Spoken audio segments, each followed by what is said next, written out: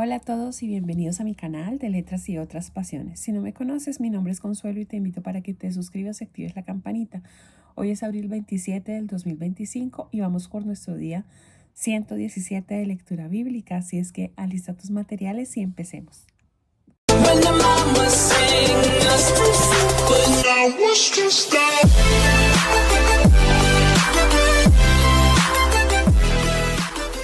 Las lecturas para hoy son Jueces 7 y 8, Salmo 118 y Santiago 3.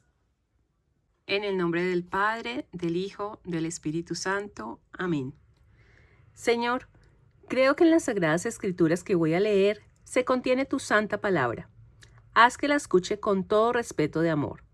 Ilumina mi mente para que por medio de ella conozca tu santa voluntad y mueve mi corazón para que cumpla con fidelidad lo que tú quieres de mí. Te lo pido por Jesucristo, tu Hijo, nuestro Señor. Amén. Jueces 7 y 8. Los 300 de Gideón.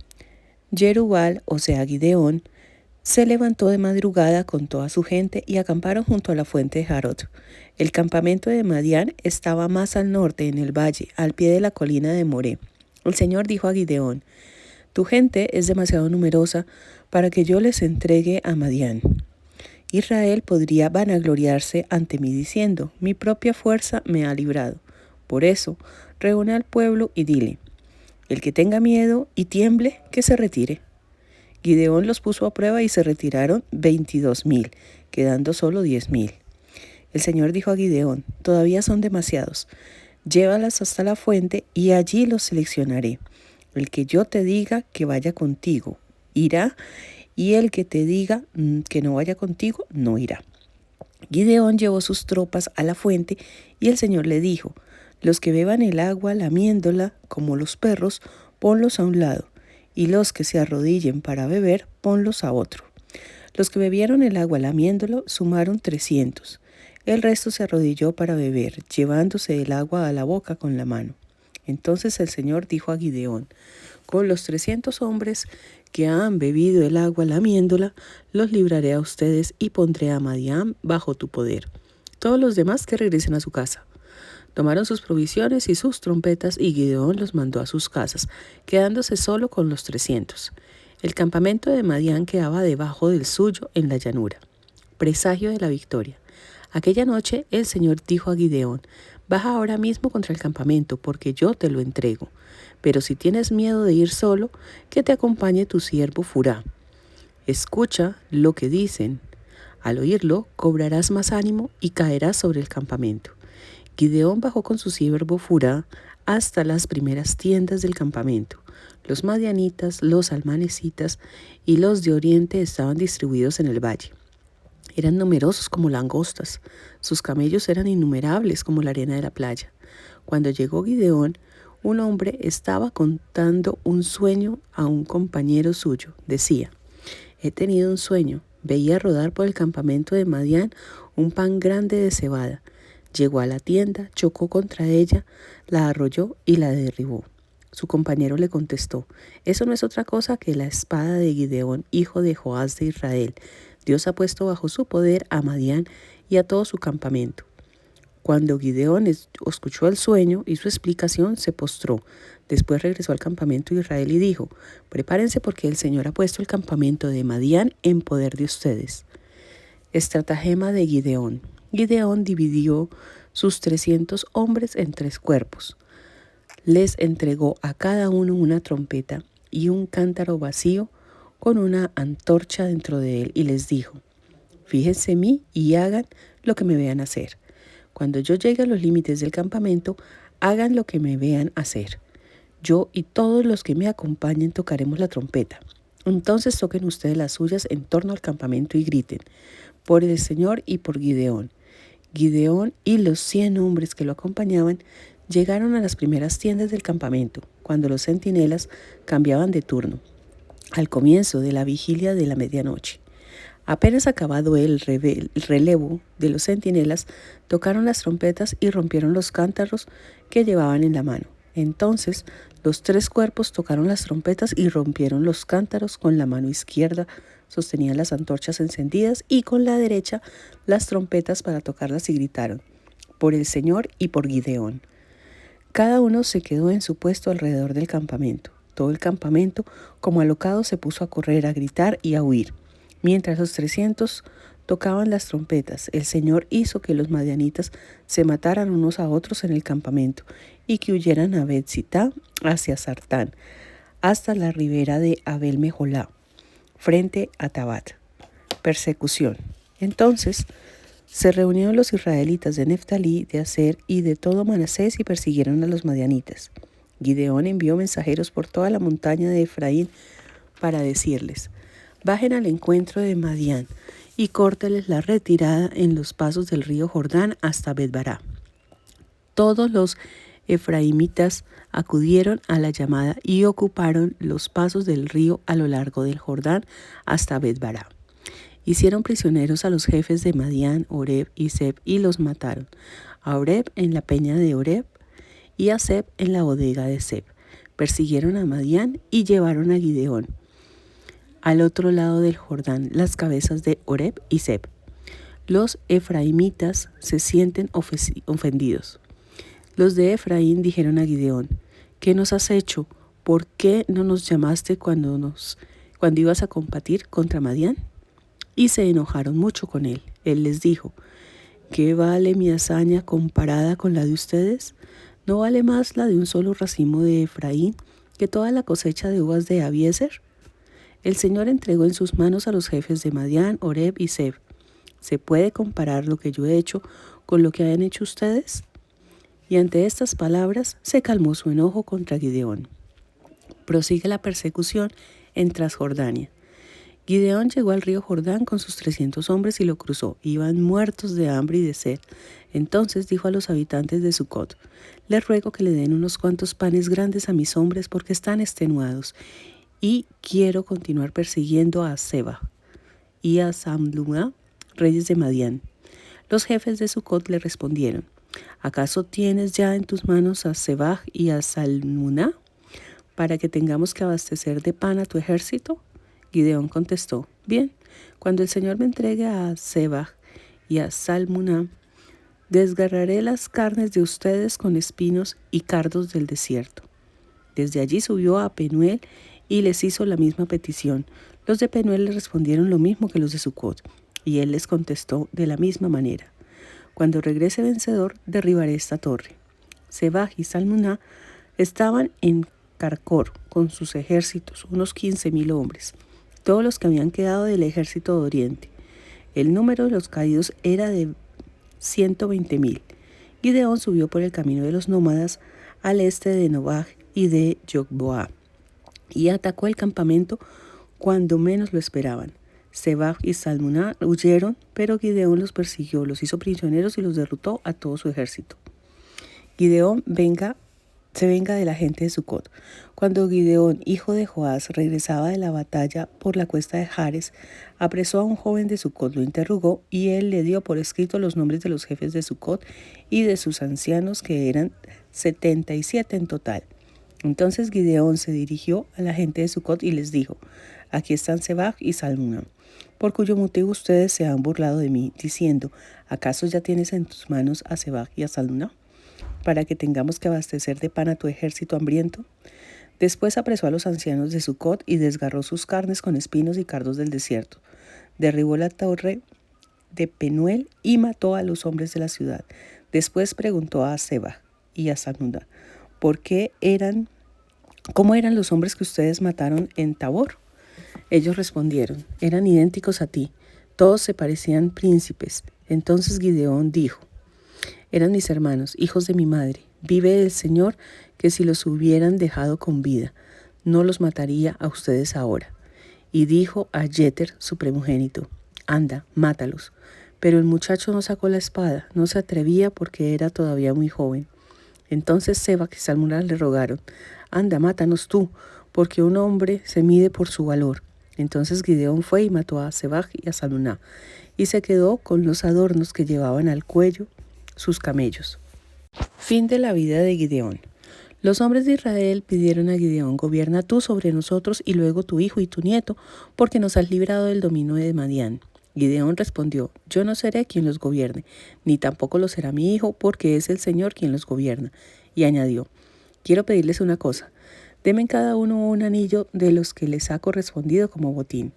Los vencidos, como eran ismaelitas, tenían anillos de oro. Le contestaron: te los damos con mucho gusto. Luego extendieron un manto y cada uno echó un anillo del botín.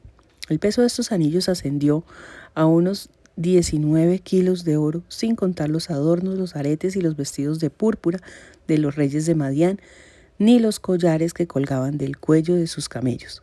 Gideón hizo con ellos un efod que colocó en su ciudad Ofrá. Todo Israel iba a rendirle culto, y esto fue la ruina de Gideón y su familia.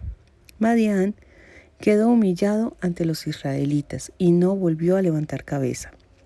La región gozó de paz durante los 40 años que vivió Gideón. Jerubal, hijo de Joás, se fue a vivir a su casa. Gideón tuvo 70 hijos, porque fueron muchas sus mujeres. También su concubina, que vivía en Siquem, le dio un hijo al que llamó Abimelec. Gideón, hijo de Joás, murió en buena ancianidad y fue sepultado en la tumba de su padre Joás en Ofrá de Abiezer. Israel recae en la infidelidad. Muerto Gideón, los israelitas dieron de nuevo culto a los ídolos y eligieron como Dios a Baal-Berit, sin acordarse para nada del Señor su Dios, que los había librado de todos sus enemigos alrededor. Y no demostraron agradecimiento a la familia de Jerubal Gideón por todo el bien que había hecho Israel. Vemos cómo el ser humano, a través de la historia, lo único que hace es pretender ser Dios. Nunca doblar sus rodillas ante Dios, porque sencillamente eso va en contra del gusanito que nos implantaron cuando Adán y Eva están en el paraíso. Y la serpiente tienta a Eva diciéndole que si come del fruto prohibido, va a tener el mismo poder de Dios y va a saber muchísimo más que Él. Así es que nos quedamos con eso de generación en generación en generación y así seguimos. Por eso, siempre cuando se cumplen las hazañas del Señor, cuando Dios muestra su poder, el pueblo siempre termina olvidándolo. Olvida que gracias a Él es que gana las victorias, las batallas. Se le olvida que es por Dios que pasan cosas buenas. Y entonces vuelve a caer y vuelve el círculo vicioso donde en vez de estar con Dios, deciden hacerse a otros dioses y olvidarlo a Él y ser unos desagradecidos por completo. Así es que analicemos esa parte y miremos que cada vez que nosotros tenemos la bondad de Dios, siempre terminamos defraudándolo y nunca le damos el crédito que realmente Dios merece y Dios tiene. Salmo 118. Este es el día en que actúa el Señor. Den gracias al Señor porque es bueno, porque es eterno su amor. Diga al pueblo de Israel, es eterno su amor. Diga a la descendencia de Aarón, es eterno su amor. Digan los que respetan al Señor, es eterno su amor. En la angustia clamé al Señor. Él me atendió y me sacó de apuros. El Señor está conmigo y no tengo miedo. ¿Qué podrán hacerme los hombres? El Señor está conmigo, Él es mi auxilio. Triunfaré sobre mis adversarios. Mejor es refugiarse en el Señor que confiar en el hombre. Mejor es refugiarse en el Señor que confiar en los poderosos. Me rodean todas las naciones, pero las derroté en nombre del Señor. Me rodeaban, me cercaban, pero las derroté en el nombre del Señor. Me cercaban como avispas, pero se extinguieron como fuego entre espinos, y las derroté en nombre del Señor. Me empujaban cada vez más para derribarme, pero el Señor vino en mi ayuda. El Señor es mi fuerza y para Él es mi canto, porque Él es mi salvación. Se escuchan gritos de júbilo y victoria en las tiendas de los vencedores. El brazo del Señor hace prodigios, el brazo del Señor es sublime, el brazo del Señor hace prodigios. No he de morir, viviré, y contaré las hazañas del Señor. Me castigó duramente el Señor, pero no permitió que muriera. Ábranme las puertas del triunfo. Entraré para dar gracias al Señor. Esta es la puerta del Señor. Los vencedores entrarán por ella. Te doy gracias porque me escuchaste y fuiste mi salvación. La piedra que rechazaron los constructores se ha convertido en la piedra fundamental. Esto es obra del Señor y es realmente admirable. Este es el día en que actuó el Señor. Festejemos y alegrémonos en él. Señor, danos la salvación. Señor, danos la prosperidad. Bendito el que viene en el nombre del Señor. Desde la casa del Señor lo bendecimos. El Señor es Dios, Él nos ilumina. Comiencen la procesión con ramos hasta el altar. Tú eres mi Dios y yo te doy gracias. Dios mío, yo te glorifico. Den gracias al Señor porque es bueno, porque es eterno su amor. En su momento, este salmo, para mi forma de verlo, actuaba como profecía acerca de la venida de Jesús, porque a Jesús lo desecharon y muchas veces a nosotros como personas también nos desechan. Nosotros sabemos quiénes somos, qué tenemos por dentro, qué podemos ofrecer, cuál es nuestro valor. Nuestro valor no lo van a dar otras personas, ni nuestra pareja, ni nuestra familia, ni nuestros amigos, ni nuestros conocidos, ni nuestro jefe. No, el valor nos lo damos nosotros mismos. Es por eso que nos menciona la piedra angular que fue desechada por los arquitectos. Los arquitectos de esa época, ¿quiénes eran? Pues los grandes sacerdotes, las personas que estaban encargadas supuestamente de llevar al pueblo hacia Dios. Pero vemos que finalmente, a pesar de que lo desecharon, sale victorioso. Y de esta forma nosotros podemos tener un gran fundamento en la fe y es nuestro símbolo de salvación. Asimismo, si las personas nos desechan a nosotros por nuestra forma de pensar, por nuestra forma de actuar, por quienes somos, son personas que no valen la pena. Conozco casos de personas que dicen, es que yo no puedo vivir sin él, es que mejor dicho, yo lo necesito, y se dejan pisotear, se dejan arruinar sus vidas bobamente. No vale la pena. De lo único que nosotros debemos estar seguros es que necesitamos a Dios. Por Él es que nosotros debemos realmente decir, sin Él no vivo. Pero por otra persona, no, las personas vienen y van y uno cuando se muere solo, solamente en presencia de Dios. Entonces, ¿por qué nosotros le damos tanta importancia a lo que piensen los demás de nosotros? Nosotros deberíamos estar confiados más en Dios, en lo que nosotros somos y en lo que nosotros podamos presentarle a Dios en el momento de nuestra muerte, que en las cosas que piensen los demás y en que los demás quieran o no quieran estar con nosotros. Veámoslo así. Yo digo que la mejor forma de honrar la victoria que tuvo Dios es diciendo, Jesús es mi Salvador y por Él sí moriría y por Él sí me bato con quien sea. O sea, que sea realmente nuestra forma de vida totalmente convencida, diciendo, mi vida le pertenece a Dios y sin Dios pues no vale nada, solamente a Dios. Santiago 3. El control de la lengua. Hermanos míos, no quieran todos llegar a ser maestros. Sepan que los maestros tendremos un juicio más severo, porque todos fallamos en muchas cosas. Si alguno no cae en falta al hablar, ese es varón perfecto, capaz de controlarse a sí mismo. A los caballos les metemos el freno en la boca para que nos obedezcan y poder así dirigir todo su cuerpo. Lo mismo pasa con los barcos. Por muy grandes que sean y por muy fuerte que sea el viento que los impulsa, un pequeño timón basta para que sean gobernados a voluntad del timonel. Pues lo mismo pasa con la lengua. Siendo un miembro pequeño, es capaz de grandes cosas. ¿No ves cómo un pequeño fuego hace arder a un gran bosque? Pues también la lengua es fuego, es un mundo de maldad. Se establece en medio de nuestros miembros, contamina todo el cuerpo y atizada por los poderes del fuego eterno, hace arder el curso entero de la existencia. En efecto, toda clase de fieras, aves, reptiles y animales marinos han sido y siguen siendo domados por el hombre. Sin embargo, nadie es capaz de domar la lengua humana que no cesa de hacer el mal y está cargada de veneno mortal. Con ella bendecimos al Señor y al Padre, y con ella maldecimos a los hombres, hechos a semejanza de Dios. De la misma boca salen bendición y maldición. No debe ser así, hermanos míos. ¿Acaso de una fuente sale por el mismo conducto agua dulce y amarga? ¿Puede la higuera, hermanos míos, dar aceitunas o higos la parra? Pues tampoco un manantial salado puede dar agua dulce. La auténtica sabiduría. ¿Hay entre ustedes algún sabio y experimentado? Pues muestre con su buena conducta que sus obras tienen la sencillez de la sabiduría.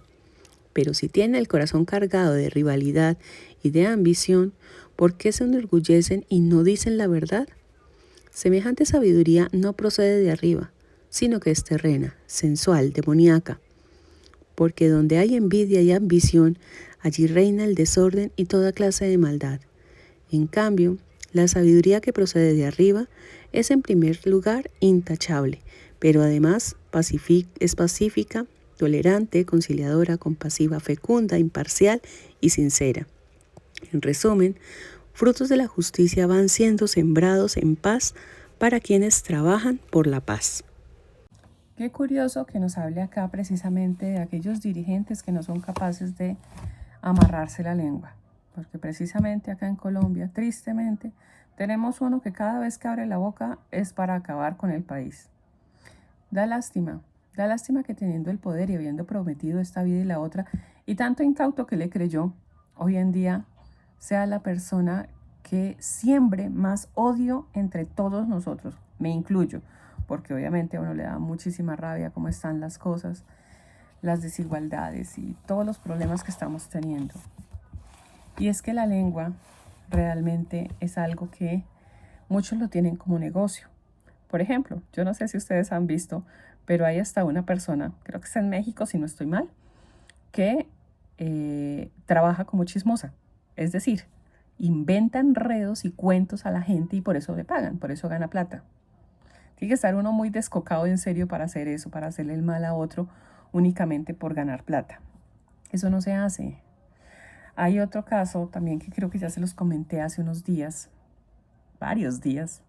El caso, por ejemplo, de las influencers que hoy en día están incitando a las niñas por vender su cuerpo y ganar plata por ello, porque eso las empodera, porque eso las hace mejores, porque eso las hace tener el control, porque eso las hace deseables.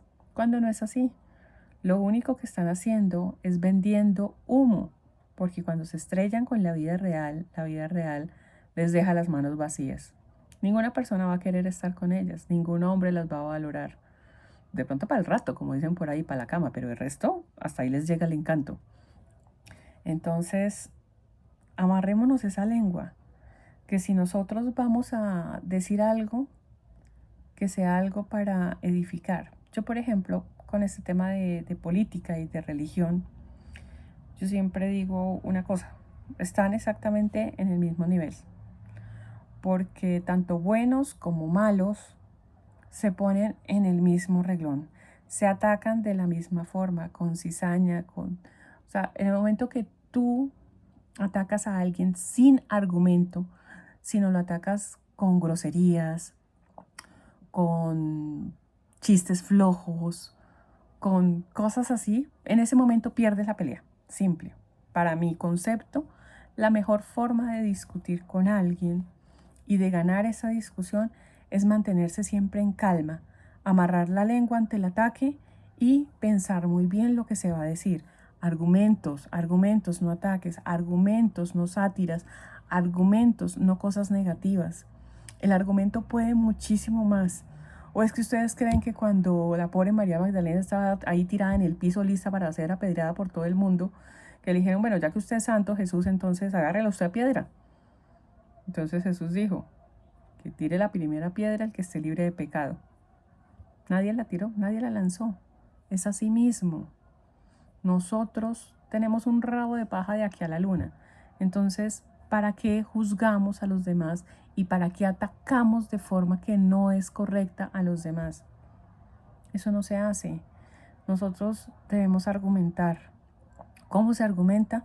Dios es bueno, no es un inquisidor y tampoco como lo vi hace poco en una obra de un profesor mío que mostró un cuadro con Jesús con cachos porque estaba haciendo un juego de ajedrez. Entonces en un lado tenía a Israel y en el otro lado tenía a Palestina. Eso no es Dios. Dios no quiere eso. O sea, realmente Dios es un Dios bondadoso. Los que crean todo eso son los hombres. Si Dios gobernara ¿cómo decirlo? Si Dios nos obligara a hacer su voluntad, pues ese mundo sería un paraíso. Pero tristemente sigue confiando en nosotros. Sigue creyendo que el libre albedrío nos va a hacer coger conciencia algún día y llevarnos a Él. Pero no es así. Nosotros somos lo que somos. Tristemente no aprendemos y seguimos cayendo en lo mismo un día y otro y otro. Entonces, cuando nosotros estemos en algún tipo de conversación, ya sea verbal o sea pegados en un aparato, porque hay quienes no logran despegarse de él creyendo que así van a salvar el mundo. Tratemos de no atacar a los demás, no así, no con esa cizaña y con ese odio, que lo único que hace es generar más odio. Nosotros tenemos es que leer, llenarnos de argumentos, pedirle a Dios que nos amarre la lengua y que únicamente no la suelte cuando sea Él y sus palabras las que estén realmente acordes a lo que nosotros vayamos a decir. De lo contrario, que mejor que nos deje calladitos. Yo muchas veces, por ejemplo, en redes, pues a uno les llegan noticias y pues uno se enerva. Entonces, que violaron a una niña los musulmanes, que mataron a no sé cuántos musulmanes. O sea, en serio que uno se envenena. Y obviamente uno quisiera decir, pues maten a todo el mundo o cualquier babosada de esas. Pero a mí siempre hay una voz que me dice, cálmese porque con eso no va a arreglar nada. Entonces respire profundo, cambie la página y ya. Entonces es eso, es detenernos un instante antes de seguir del juego a todo este mundo que lo único que genera entre unos y otros es odio, rivalidad y cero confianza en Dios. Y nosotros tenemos que alimentarnos de la palabra de Dios. Esto sí es bueno, a esto sí tenemos que dedicarle tiempo. Y por esto es que nosotros tenemos que pelear y darnos la vida, porque de eso se trata. Yo puedo hablar con personas que no son de la religión católica. Por mí no hay lío. Pero en el momento de defender, por ejemplo, mi creencia y mi amor por la Virgen María, pues siempre lo voy a hacer. Yo sé que creo que son los cristianos, bueno, perdón, no sé cuál religión es la que no cree en la Virgen y no reza el rosario ni nada de eso, pues bien por ellos, o sea, cada quien verá. Pero tampoco ataquen mis creencias, tampoco ataquen mi amor hacia la madre que escogió Dios para engendrar a su único hijo. O sea, como dicen por ahí, hagámonos pasito. Entonces, no soltemos esa lengua viperina para atacar y destruir. Más bien, actuemos con mesura y actuemos con sabiduría. Y finalizamos con la oración de cierre. Gracias, Padre, por las enseñanzas que has querido comunicarme a través de tu santa palabra. Haz que, como buena semilla, prenda en mi corazón como en tierra fértil, para que los frutos sean abundantes en beneficio propio y de mis hermanos. Por Jesucristo nuestro Señor. Amén.